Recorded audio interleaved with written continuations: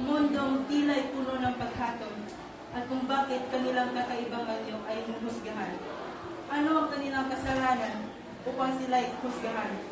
Bata, matanda, o edukado ka pa, ay sa akin makinig sa LGBT. Nawa iwag itaboy, kundi sila ay tao din at may pakiramdam.